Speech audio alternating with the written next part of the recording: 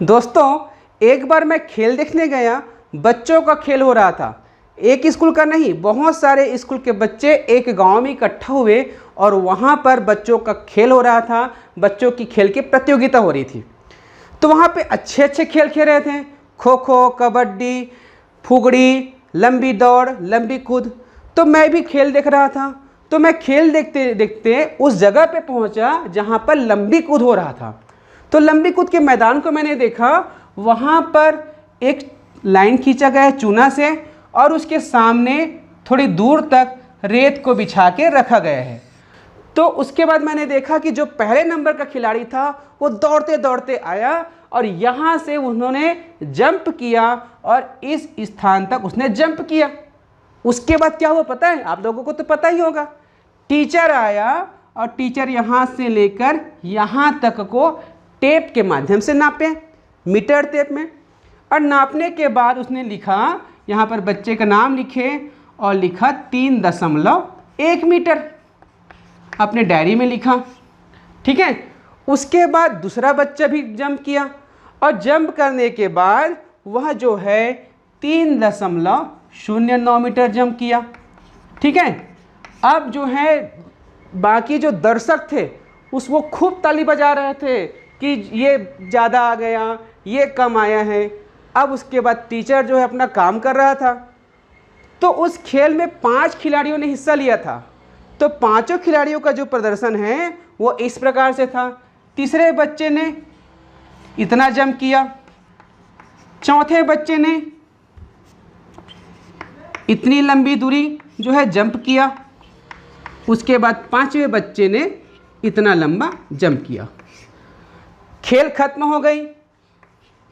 ये इसका नाम है BCDE। ठीक है। ये 5 विद्यार्थी हैं जो खिलाड़ी के रूप में वहाँ पे पार्टिसिपेट किए हैं और उन्होंने इतने लंबे लंबे जंप किए। अब जो लोग वहाँ पे देख रहे थे वो सोचने लगे कि कौन पहला आया है, कौन दूसरा आया है, कौन तीसरा आया है। तो मुझे तो समझ ही नहीं आ रहा था कि कौन पहला आया है, कौन दूसरा आया है। सब कोई बोलता था कि ये पहला आया है, कोई बोलता था कि D पहला आया है, कोई बोलता था कि B पहला आया है। कन्फ्यूजन था कि कौन पहला है। तो क्या आप लोग मेरी मदद कर सकते हैं? आपने भी तो देखा होगा ऐसा खेल। तो चलिए आज हम इसी एक उदाहरण के आधार पर आज गणित का कॉन्सेप्ट सीखेंगे। गणित सीखेंगे और गणित में कौन सा सीखेंगे हम? दशमलव संख्याओं का तुलना करना। दशमलव संख्याओं का तुलना करना।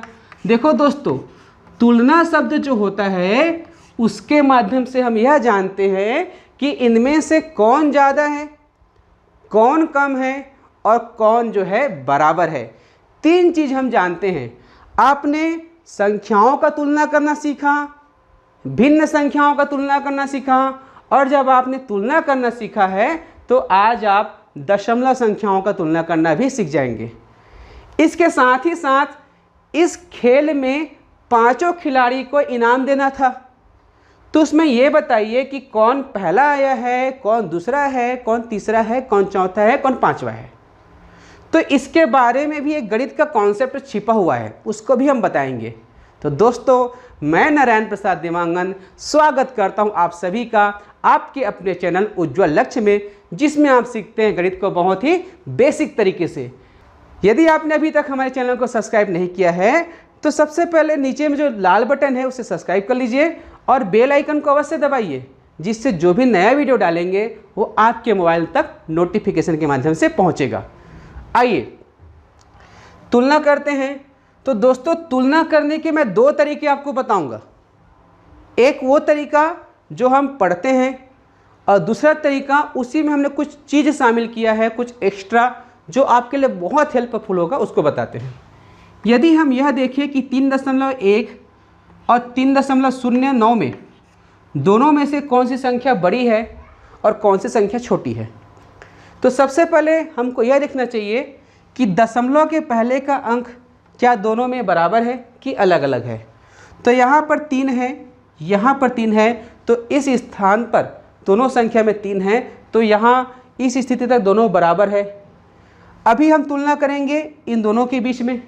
तो आप देख रहे हैं यहाँ पर 1 है, यहाँ पर 9 है, ऐसे ही आप देख रहे हैं। तो कई बच्चे ऐसे सोच रहे होंगे कि ये बड़ा है, लेकिन ऐसा नहीं है। दशमलव के बाद जो पहला संख्या होता है वह होता है दशांश। यहाँ पर 1 दशांश है, यहाँ पर 0 दशांश है, और यहाँ पर 9 शतांश है, यहाँ पर 0 शतांश है। तो जैसे आप 43 और 39 को देखते ही बता देते हैं कि यहाँ पर 4 दहाई है, ये बड़ा है, ये छोटा है, उसी प्रकार से आपको दशांश को देखकर बता देना है कि जिसका दशांश बड़ा है, इसका छोटा है, तो यह बड़ा होगा। बड़ा का चिन्ह इस प्रकार से लगाते हैं, ठीक है। उसके बाद और तुलना करते हैं हम इन दोनों के बीच में, इसके बीच में और इसके बीच में। देखिए 3.49 और 3.09, ठीक है। यहाँ पर भी देख रहे हैं, इसमें दशांश 4 है, इसमें 0 है, तो यही बड़ा होगा। तो इस प्रकार से हम देखते हैं। लेकिन दिक्कत क्या होती है आगे बताएंगे, पहले इसको क्लियर कर लेते हैं। अब इसमें देखिए तुलना कीजिए, दशमलव के पहले का अंक देखिए, इसमें 3 है, इसमें 3 है, इसमें 2 है, इसमें 3 है, इसमें 3 है। तो जो 2 दिखा वो सबसे छोटा हुआ, तो इस आधार पर ये 5वां स्थान आया है, ठीक है। अब हम इसकी तुलना करना छोड़ देंगे क्योंकि यहीं से पता चल गया कि ये छोटा है। अब देखिए दशमलव के बाद 1 अंक है, यहाँ 2 अंक है, यहाँ 2 अंक है, और यहाँ पर दशमलव के बाद कुछ भी नहीं है। तो हम तुलना कैसे करें, ठीक है। तो छोटे बच्चे हैं, दिक्कत होता है। चले देखते हैं। दशमलव के बाद यहाँ दशांश है में 1 है, यहाँ पर 0 है, यहाँ पर 4 है, तो ये बड़ा होगा। तो सबसे बड़ा मिल गया ये, तो ये हुआ पहला।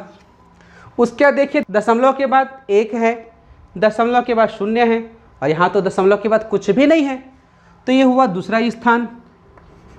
अब देखिए हम इसमें और इसमें तुलना करेंगे तो देख सकते हैं यहाँ पर 3 है, यहाँ पर 3 है, दशमलव के बाद 0 है, दशमलव के बाद कुछ नहीं है, तो यह तीसरा हो जाएगा, और ये चौथा, और ये 5वां।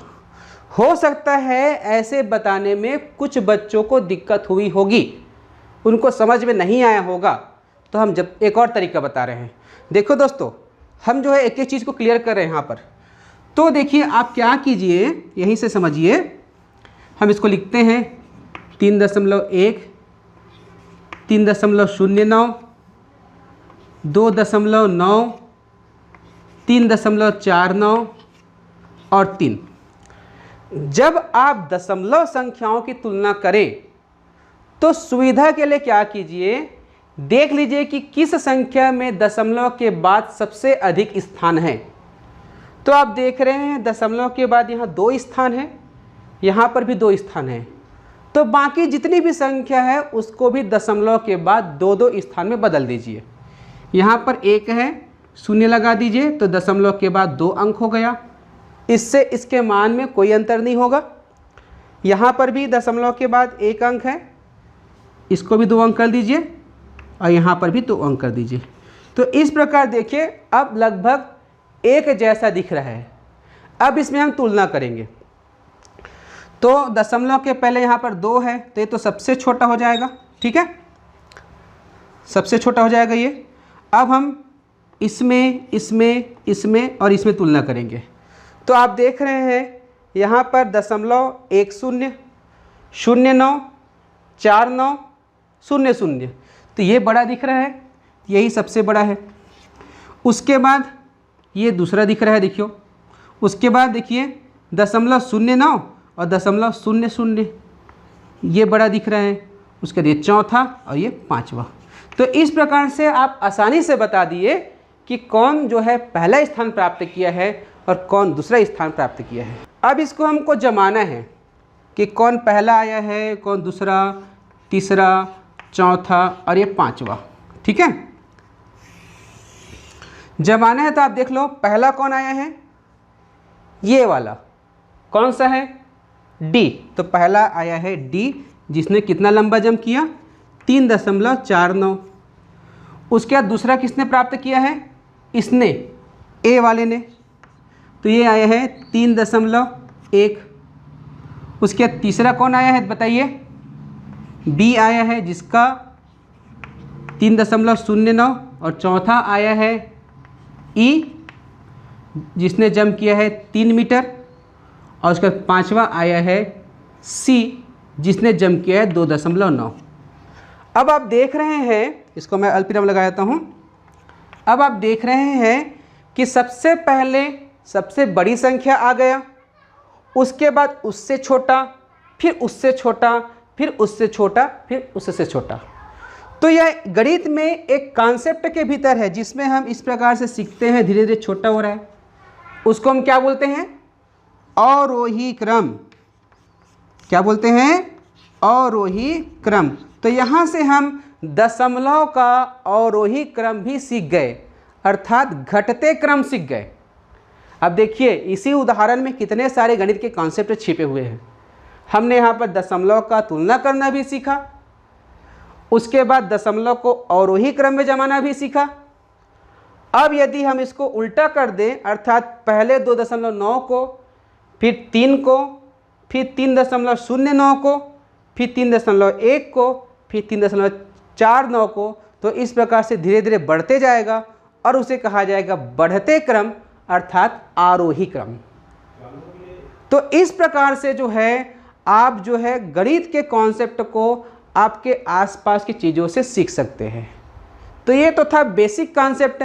इसके बाद के वीडियो में हम दशमलव की तुलना से संबंधित कुछ प्रश्न लाएंगे जो आप हल करके बताएंगे। तो हमारे अगले वीडियो को अवश्य देखिएगा जिसमें हम बेहतरीन प्रश्न को लेकर आने वाले हैं। हमारे उज्ज्वल लक्ष्य चैनल को सब्सक्राइब कीजिएगा, चैनल को लाइक कीजिएगा। धन्यवाद।